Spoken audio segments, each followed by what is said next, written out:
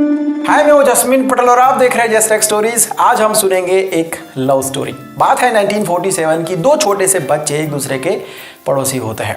School की एक competition में सिया और राम बनते हैं। तब से उनका नाम ही हो गया है राम और सिया। दोनों साथ में ही रहते हैं, साथ में खेलना, साथ में स्कूल जाना, साथ में घूमना, साथ में पढ़ाई करना, साथ में होमवर्क करना, सब कुछ साथ में। Best friend. एक दूसरे से बहुत प्यार करते हैं, लड़ते भी बहुत हैं, लेकिन एक दूसरे के बिना बिल्कुल ही नहीं रह सकते हैं। उन दोनों को उनका रियल नेम पता ही नहीं है। घर के अंदर, मोहल्ले में, स्कूल में सब उनको राम और सिया ही कहते हैं। लेकिन राम असल में मुस्लिम होता है और सिया हिंदू होती है। वैसे राम और सिया को तो पता ही नहीं होता है कि ये हिंदू मुस्लिम होता क्या है, तो उनको इस बात से कोई फ़र्क नहीं पड़ता है।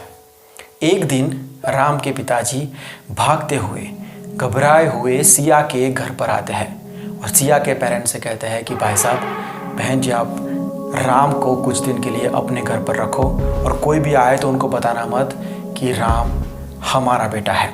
उनको कहना कि राम आपका ही बेटा है और उसका असल नाम भी किसी को मत बताना। सिया के पिताजी कहते हैं कि लेकिन हुआ क्या है। राम के पिताजी कहते हैं कि हिंदुस्तान के हालात अभी अच्छे नहीं हैं, हम यहाँ पर नहीं रह सकते हैं, तो हम जा रहे हैं इसकी मौसी के घर पे कराची। हालात अच्छे होते तो राम को भी साथ लेकर जाते। मुझे पता है कि आपको तकलीफ़ होगी, लेकिन हमारे पास और कोई रास्ता नहीं है भाई साहब। इतना एहसान कर दीजिए, कुछ दिन के लिए राम को अपने पास रखिए। हालात जैसे ही ठीक होंगे हम वापस आएंगे और राम को लेकर जाएंगे। सिया के पिताजी कहते हैं कि कैसी बात कर रहे हो आप, राम हमारे बेटे जैसा ही है, तकलीफ़ की क्या बात है उसमें। लेकिन आप देश को छोड़कर जा ही क्यों रहे हो, ये तो अपना देश है। राम के पिताजी कहते हैं कि भाई साहब, हमने तो इस देश को अपना समझा है, लेकिन शायद देश ने हमें अपना नहीं समझा। उस वक्त राम और सिया वहीं पर थे कि क्या बातें हो रही है, किस बारे में बात हो रही है, ये बातें उनको समझ में नहीं आ रही थी। लेकिन अपने पिताजी को रोता हुआ देख राम रो रहा था और राम को रोता हुआ देख सिया रो रही थी। ये जो कुछ भी हुआ था उसमें इन दोनों बच्चों की क्या गलती थी। राम के पिताजी को राम ने रोते हुए अलविदा कहा। उनके जाने के बाद राम की हंसी कहीं पर खो ही गई थी। सिया उसको हंसाने की बहुत कोशिश करती थी, लेकिन वो एक ही सवाल पूछता था कि सिया, मेरे अम्मी अब्बू आएंगे ना, पक्का आएंगे ना, मुझे लेने के लिए आएंगे ना। सिया उसे कहती थी कि वो ज़रूर आएंगे। एक दिन सिया ने देखा कि राम नींद में रो रहा है। सिया ने उसे उठाया कि राम, तू रो क्यों रहा है, क्या हुआ तुझे, क्यों रो रहा है तू। राम चौंक कर उठता है, बहुत ही डरा हुआ होता है। कहता है कि सिया, मैंने देखा कि मेरे अम्मी अब्बू मुझे लेने कभी नहीं आएंगे, वो मुझे प्यार ही नहीं करते। सिया, कोई भी मुझसे प्यार नहीं करता है। सिया कहती है कि मैं तुझसे प्यार करती हूँ, मैं ऑलवेज तेरे साथ रहूँगी। सुन, तू रोना बंद कर। मैं कल पापा से कहूँगी हम दोनों को वो पार्क में ले जाएंगे, बस तू रोना बंद कर दे। और मेरे सारे खिलौने अब से तेरे, मैं तुझसे कभी झगड़ा नहीं करूँगी, कभी तुझे तंग नहीं करूँगी। तू जैसा कहेगा मैं वैसा करूँगी, तेरा होमवर्क भी मैं करूँगी। तू रोना बंद कर दे, मैं तुझसे बहुत प्यार करती हूँ राम। जैसे तैसे करके छोटी सी सिया ने उस छोटे से राम को हंसना सिखा दिया था। सब कुछ सही हो गया था, पहले जैसा हो गया था। दोनों साथ में घूमने लगे, खेलने लगे। राम भूल ही गया था कि उसके अम्मी अब्बू उसको किसी और के घर पर छोड़कर गए हैं। अब तो सिया और सिया का परिवार ही उसका परिवार था। एक दिन वो स्कूल से आए और उन्होंने देखा कि राम के अम्मी अब्बू उसको लेने आए हैं। राम को देख उसके अब्बू रो पड़े, उसको गले से लगा दिया और कहा कि बेटा, तू कैसा है, तू ठीक तो है ना, देख हम तुझे लेने आए हैं। राम भी रो पड़ा। उसने कहा कि पापा, आप इतने दिन कहाँ थे, मैंने आपका कितना इंतज़ार किया। उसके अब्बू ने कहा कि देख बेटा, कोई बात नहीं, वो मैं तब तेरे को बाद में समझाऊंगा, लेकिन अभी हमको निकलना है, 1 घंटे में हमारी ट्रेन है। चलो अंकल आंटी को और सिया को बाय बोल दो। राम ने सिया के सामने देखा। उस छोटी सी बच्ची की आंखें भरी हुई थी, लेकिन उसने आंसुओं को गिरने नहीं दिया था। राम सिया के पास जाता है और कहता है कि सिया, अब मैं जाऊं। अब सिया के आंसू नहीं रुके, वो रो भी रही थी और हंसते हुए राम को कह रही थी कि नहीं, मत जाओ मत जाओ। पूछ तो ऐसे रहा है कि जैसे मेरे कहने से रुक जाएगा। वो भागते हुए अपने पापा के पास गए कि पापा, राम का जाना ज़रूरी है क्या, क्यों जा रहा है वो मुझे छोड़कर।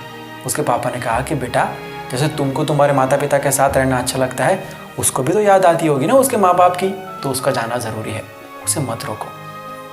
राम के अब्बू उसको गोद में उठा लेते हैं और उसको वहाँ से लेकर चले जाते हैं। दोनों बच्चे को बहुत दुख होता है, दोनों बहुत रोते हैं। उसके जाने के बाद सिया बिल्कुल ही अकेली पड़ जाती है। घर में जहाँ पर भी देखती है वो सारी यादें उसे बहुत परेशान करती है। उसने राम को लेटर लिखना शुरू कर दिया, लेकिन कभी भी उस लेटर का, एक भी लेटर का जवाब नहीं दिया राम ने। जैसे जैसे वक्त बीतता गया सिया बड़ी होती गई, नए दोस्त बन गए।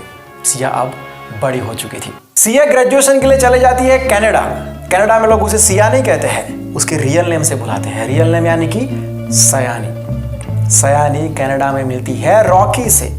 रॉकी कनाडा का ही लड़का है, बहुत अच्छा लड़का है। तो सयानी और रॉकी दोनों एक दूसरे को डेट कर रहे होते हैं, एक दूसरे से प्यार कर रहे होते हैं। नेचर के मामले में बिल्कुल परफेक्ट कपल होता है ये। जब सयानी का बर्थडे आने वाला होता है तो रॉकी उसको एक सरप्राइज गिफ्ट देता है, इंडिया की एक ट्रिप, ताकि वो अपने माँ बाप से मिल पाए। Sayani was very happy, but airport जाके पता चलता है कि ये तो मैं अकेली जा रही हूँ। वो रॉकी से पूछते कि तुम्हारा सामान कहाँ है, तुम क्यों नहीं आ रहे हो।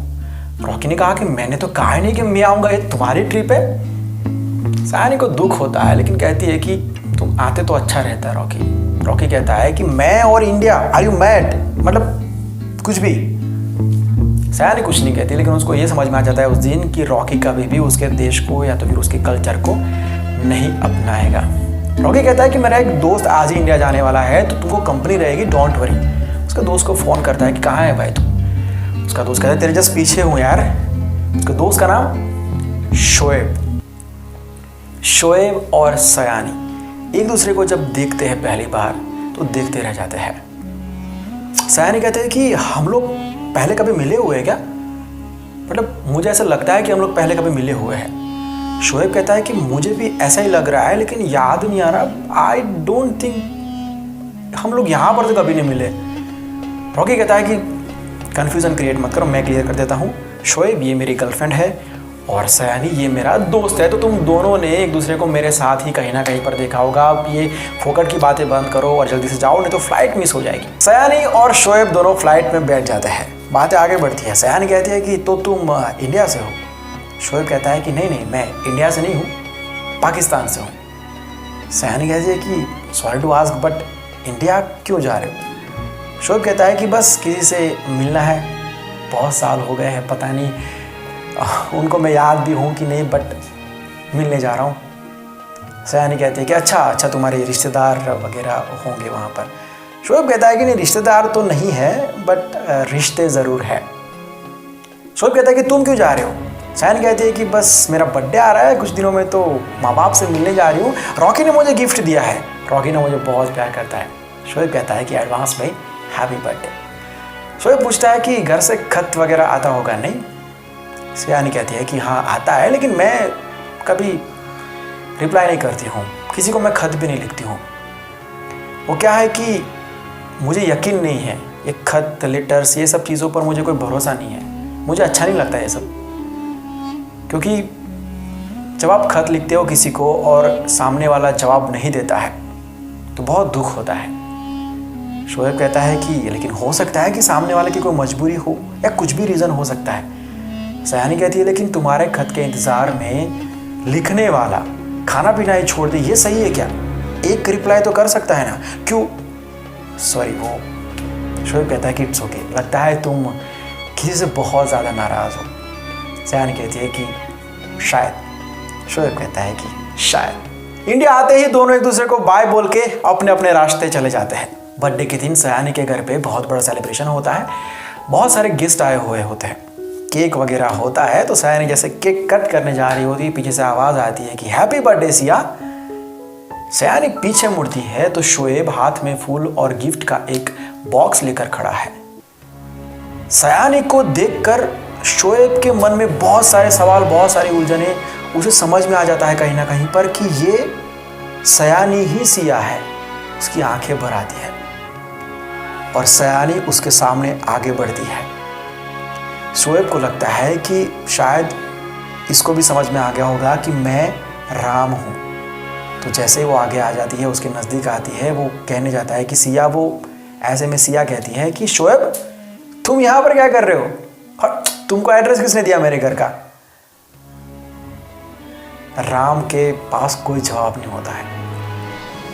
तो कहता है कि वो रॉकी ने कॉल करके बोला था कि तुम्हें गिफ्ट पहुंचा दो और फूल तो मैं ये सब लेके आ गया, बस दैट्स इट। सिया उसको अंदर लेके जाती है। आओ मैं तुमको सबसे मिलवाती हूँ। वो बड़ी मुश्किल से अपने आप को संभाल रहा होता है और सिया उन्हीं लोगों से उसको इंट्रोडक्शन करवा रही होती है जिनकी गोद में वो बड़ा हुआ है। उनके माँ बाप, सारे पड़ोसी, वो घर, ये सब देख के बड़ी मुश्किल से अपने आप को वो संभालता है। वो कहता है कि वो सिया मैं चलता हूँ, बस मुझे कुछ काम है और मैं बहुत थका हुआ हूँ तो मुझे जाना पड़ेगा। सिया कहती है कैसे कैसे चले जाओगे, तुम डिनर किए बिना नहीं जा सकते हो और तुम थक गए हो। हाथ पकड़ के उसको अपने रूम में ले जाती है। तुम मेरे रूम में रेस्ट करो, इट्स ओके, ठीक है, लेकिन खाना खाए बिना तुमको नहीं जाना है। रूम में जाके देखता है शोएब कि वो सारी बातें, वो सारे स्केचेस, कार्टून, खिलौने वैसे के वैसे रखे हुए हैं। वो रोना शुरू कर देता है, बहुत रोकता है अपने आप को, लेकिन वो रो पड़ता है। सयानी कहती है कि शोएब क्या हुआ, तुम प्रॉब्लम है क्या कुछ? वो कहता है कि नहीं वो आँख में कुछ गिर गया था, सब ठीक है। ये सब तुमने बनाया? सिया कहते हैं कि हाँ मैंने, और हाँ सब मैंने बनाया, ये सारे खिलौने भी मेरे हैं। तुम यहाँ पर बैठो और तुमने, एक मिनट, तुमने मुझे बाहर सिया बोला था क्या? शोएब कहता है कि नहीं तो कौन है सिया? मैंने तो सयानी ही बोला था। क्या हुआ, कौन है सिया? सयानी कहती है कि नहीं, वो मुझे ऐसा लगा कि तुमने हैप्पी बर्थडे सिया ऐसा बोला था।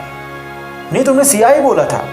राम कहता है कि अरे वो तुम्हारे वो बलून्स के ऊपर और सब केक के ऊपर लिखा हुआ था तो मैंने ऐसे ही बोल दिया था। तुम्हारा नाम सिया है क्या? घर का नाम होगा शायद, है ना? अच्छा नाम है। हाँ मैंने सिया ही बोला था, भूल गया मैंने सिया बोला था। सिया बहुत ही कंफ्यूज होती है, उसको पता नहीं क्या याद आ रहा है क्या याद नहीं आ रहा है, बहुत सारी उलझने होती है। ये बात राम उसका फेस पढ़ के समझ जाता है। वो कहता है कि सयानी वो मैं चलता हूँ यार, मैं फिर कभी आऊँगा, मैं कल आऊँगा, ठीक है, अभी मैं चलता हूँ। सयानी कहते हैं कि यार कमाल करते हो तुम, ठीक है फिर जाओ। तो वो गिफ्ट उठाता है और चलना शुरू करता है। सयानी कहते हैं कि अरे गिफ्ट तो रख के जाओ यार, रॉकी ने भेजा है ना, तो रख के तो जाओ, गिफ्ट लेके जाओगे वापस? वो कहता है कि नहीं ये वो दूसरा गिफ्ट लाना था, ये गलती से आ गया, ये वो ऐसा कर रहा होता है। सयानी गिफ्ट ले लेती है और उसको खोलना शुरू करती है। मैं देखो तो सही रॉकी ने क्या भेजा है। शोएब कहता है कि अभी मत खोलो यार, तुम मेरे जाने के बाद भी खोल सकते हो ना, अभी मत खोलो। ये सब बहस चल रही होती है। ऐसे में सिया की मॉम आती है। अरे बेटा सिया क्या कर रहे हो यहाँ पर, सब तुम्हारा वेट कर रहे हैं, चलो, ऐसे करके हाथ पकड़ के बाहर लेके जाती है। शोएब उस मौके का फ़ायदा उठा के उस गिफ्ट को वापस रैप करके चलना शुरू करता है, घर के बाहर निकल जाता है। लेकिन पीछे से कोई उसे रोकता है। क्या होता है ये हम नेक्स्ट एपिसोड में देखेंगे। आई होप कि आपको ये वीडियो अच्छा लगा होगा, नरेशन भी अच्छा लगा होगा। कैसा लगा है कमेंट करके बताना, और आगे क्या होने वाला है ये भी आप कमेंट करके बताना। सबसे अच्छी जो कमेंट होगी उसे पिन किया जाएगा। और आगे ऐसी बहुत सारी स्टोरीज़ को सुनने के लिए चैनल को सब्सक्राइब करके बेल आइकन दबा देना। अगर कोई स्टोरी भेजना चाहते हो तो मुझे इंस्टाग्राम पर भेज सकते हो, कुछ मैसेज करना चाहते हो, कुछ बात करना चाहते हो मुझसे, तो इंस्टाग्राम पर मुझे मैसेज भेज सकते हो। लिंक आपको डिस्क्रिप्शन में मिल जाएगा। मिलते हैं बहुत जल्द एक नई कहानी के साथ, एक नई वीडियो के साथ। Bye, take care and see you soon.